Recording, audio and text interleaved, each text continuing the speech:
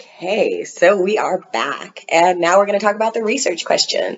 The research question is what makes local food farmers in North Texas successful, and also how does the local food system work? I have been studying food for about 5 years when I started to get into this research. Well, no, 6. Um, and honestly, I'd never really considered local food. I'd never considered looking at local farming. I am a city kid. I follow pop culture. I don't really know much about any of it. I didn't until I started getting into it, right? And so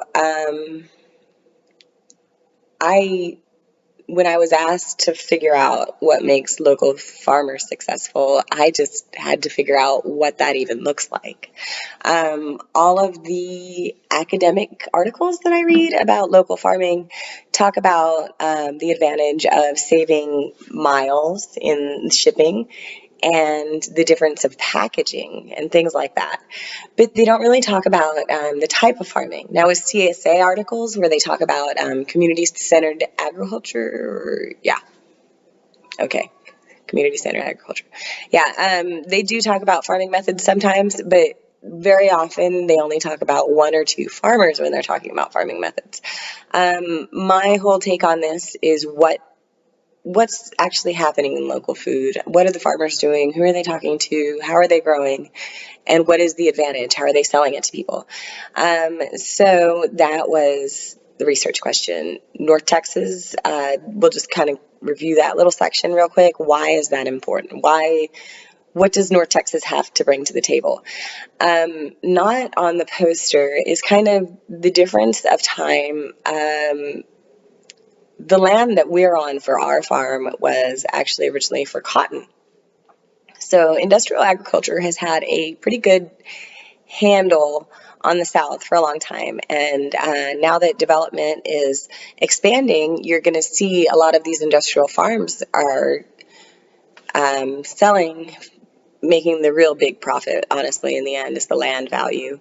If you can see on the poster in the DFW area, the percentage of working land has gone down 9%.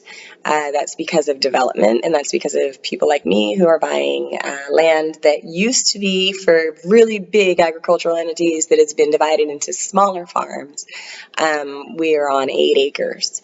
So in the DFW area also, when you look at the cost of land over the past 20 years, so that kind of the caveat on this poster is that this is over the past 20 years, the price per acre has gone up by over $5,000 or over 244%, I think. I mean, it sounds like a ludicrous number, but it's really true.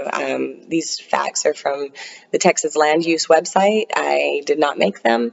And then the population growth. So the population growth in the area is insane, right? Our population is just booming.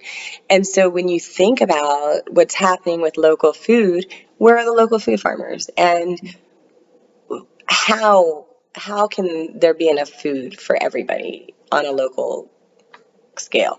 So that's why North Texas is important. North Texas, actually, I feel that beginning this research when I did, I lucked into a lot, as you're going to find out.